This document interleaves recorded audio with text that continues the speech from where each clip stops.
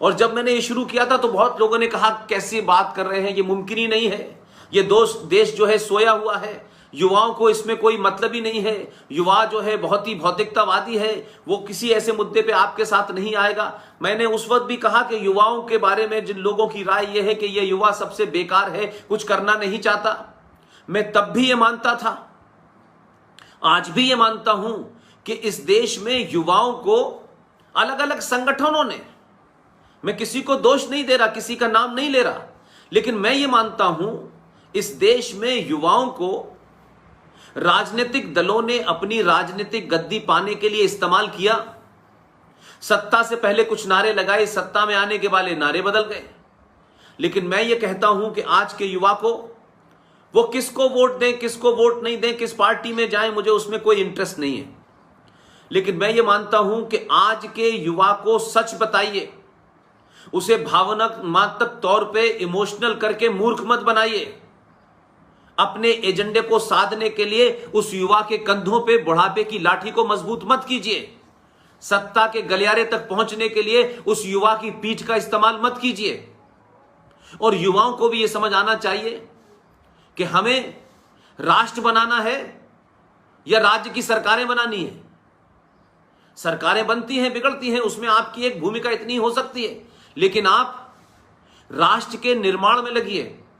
और जब आप राष्ट्र के निर्माण में लगेंगे तो यह बात ध्यान रखिएगा कि आपको सच बोलना पड़ेगा। मैं इस संगठन का हूं, मैं उस संगठन का हूं, और हम इस संगठन से बहुत ज्यादा समय से जुड़े हुए हैं, और ये राष्ट्रवादी संगठन है और ये गैर राष्ट्रवादी संगठन है। संगठन होता है,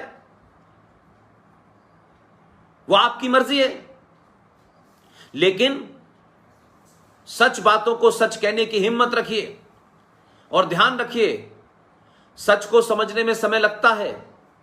सच को जब दुनिया जान जाती है तो आपको नहीं पता है, जब सच पता चल जाता है तो झूठे लोगों को लोग कब्रों से निकाल करके आग लगा देते हैं। इसलिए मैंने कहा, मुजफ्फरनगर के पास ऐसे ही एक मुगल बादशाह की कब्र थी।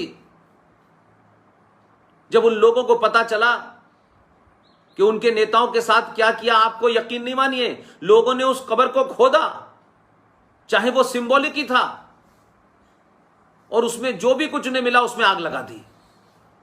तो झूठ बोलकर जो लोग आपको सिर्फ एक घुट्टी पिलाए रखना चाहते हैं, और सच बोलने से लगता है कि नहीं ये सच अभी नहीं बोलना चाहिए क्योंकि अभी ये सच की जरूरत नहीं है। मैं मानता हूं सच सच होता है, उसकी जरूरत आज हो कल हो, सच हमेशा बोलना चाहिए। सच अगर हमारे आड़े भी आ रहा है, हमें भी तकलीफ पहुंचा रहा है, तब भी बोलना चाहिए। तो मेरा सच, मेरी ये तमाम जो अभियान है वो सिर्फ ऐतिहासिक पर्सपेक्टिव में है। मैं डेली वेजेस पे किसी सरकार को, किसी गुट संगठन को नहीं क्रिटिसाइज करता, और शायद हमारी शब्दावली में किसी की आलोचना करना है ही नहीं। हम आलोचना नहीं करते, हम कहते हैं हर आदमी अपना काम कर रहा है।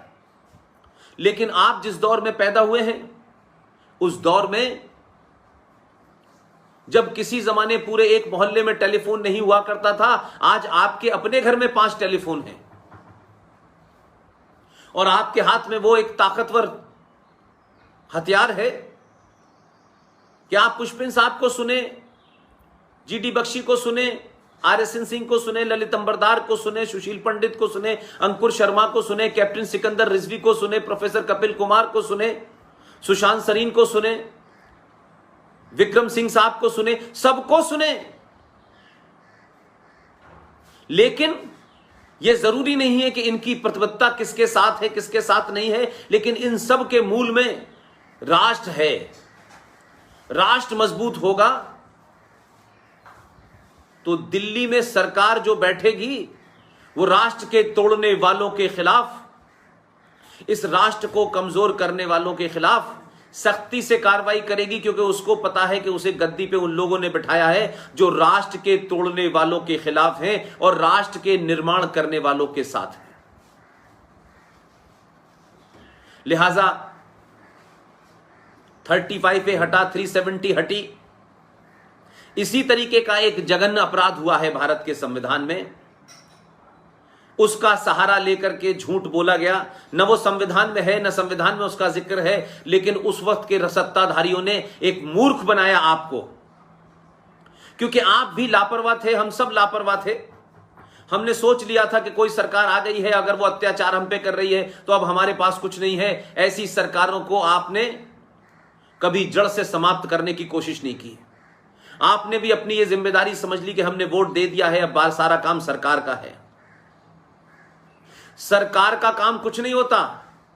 सरकार के पीछे जो जनमानस की शक्ति होती है, जो राष्ट्रवादियों की शक्ति होती है, वही उसे किसी काम को करने के लिए प्रेरित करती है और वही शक्ति उस पर दबाव बनाती है।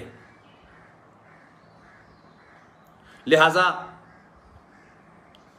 आज दो ऐसे झूठ मैं आपके सामने रखना चाहता हूं जिस पे आप लोग जगह जगह चौराहे चौराहे डिबेट करिए। और ये वामपंथ के नाम पे, सेकुलरिज्म के नाम पे, लिबरल के नाम पर ये जो एकेडमिक माफिया है, ये जो एकेडमिक और इंटेलेक्चुअल टेररिस्ट हैं,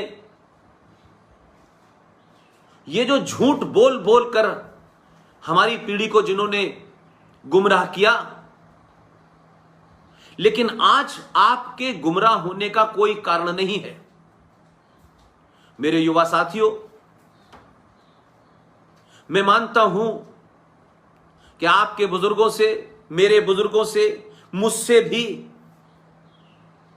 वो गलतियां हुई होंगी या उन गलतियों को बर्दाश्त किया होगा हमने, या हमारे पास वो खबरें नहीं थी, वो इंफॉर्मेशन नहीं थी, वो तथ्य नहीं थे, वो किताबें नहीं थी, और थी तो हमारी शायद आर्थिक इतनी बड़ी शक्ति नहीं थी कि हम उतनी किताबें महंगी खरीद के पढ़ते उस दौर में।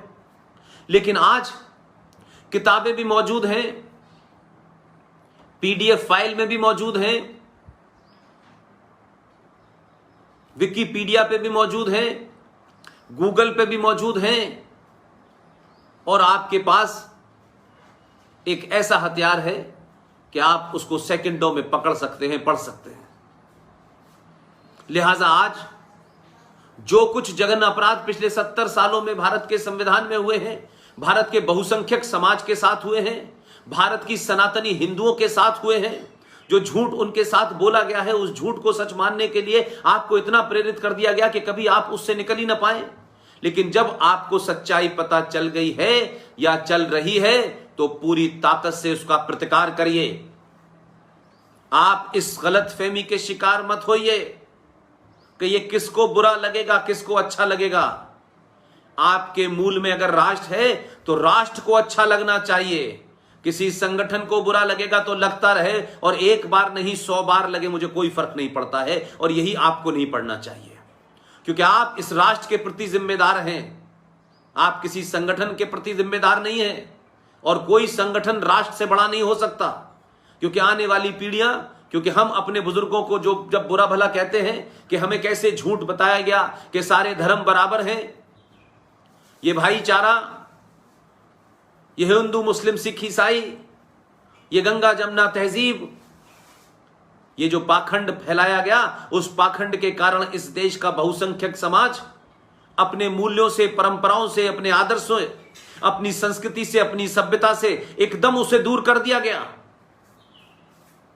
और नगाड़ा बजा बजा कर हमसे कहा कि नहीं, आपको सेकुलर रहना है, आपकी कोई गर्दन काट दे तो आपको चुपचाप अपनी गर्दन कटवा लेनी चाहिए। हमने सत्ता की लालसा में और सत्ता पे बिठाने वाले वो तमाम महापुरुष जो इस देश में कहलाते हैं, उन सब लोगों ने एक पूरी दुनिया की सबसे पुरानी सभ्यता और संस्कृति के साथ जघन्य अपराध किया। 5-5, 6-6 पीढ़ियां निकल गईं, लेकिन आज तक हमें सच नहीं बताया गया।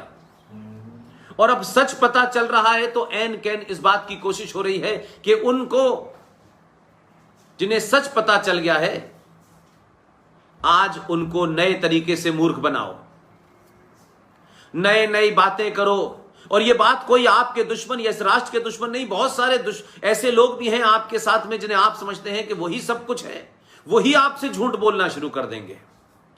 उनके राजनीतिक एजेंडे हो सकते हैं, उनका सत्ता के साथ स्वार्थ हो सकता है,